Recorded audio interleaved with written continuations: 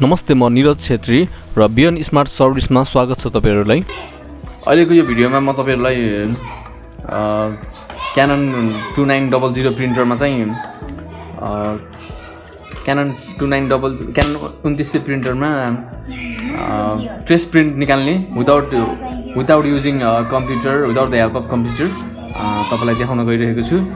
त्यसको लागि चाहिँ हाम्रो यो कभरहरु सबै ओपन भएको हुनुपर्दछ र यसको लागि चाहिँ यो चाहिँ हामीले यो ब्लकलाई बाहिर माथि निकालेर त्यसपछि यो जो हाम्रो यो कार्ट्रिज ब्लक हो, कार्ट्रिज ड्रम ब्लक हो, यसलाई पनि हामी माथि तान्न पर्छ। र यसरी हामीले अब यहाँ कार्ट्रिज राखेर हामीले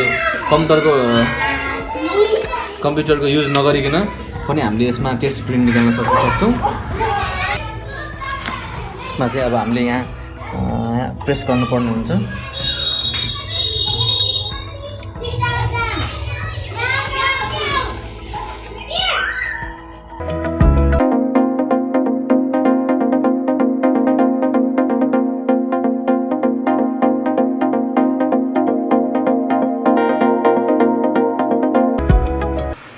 अब यसमा चाहिँ हामीले यो कार्ट्रिज भयो, त्यसपछि यसलाई यो लेजर युनिटको कभर हो, यसलाई ओपन गर्नुपर्छ। यसमा दिनु यसलाई चाहिँ हामीले चाहिँ यहाँ प्रेस गर्नुपर्ने हुन्छ।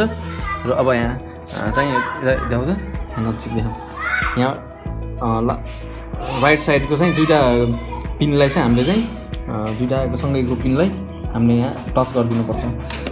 टच गरिदिएपछि एउटा अहिले लाइन बारवाला चाहिँ एउटा टेस्ट प्रिन्ट हेरेर निकाल्छ।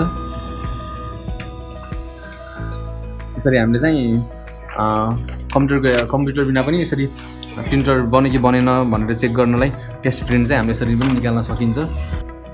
So thank you for watching this video. कुनै हेल्प चाहिएमा चाहिँ तल दिएको नम्बरमा कन्ट्याक्ट गर्नुहोला। Thank you.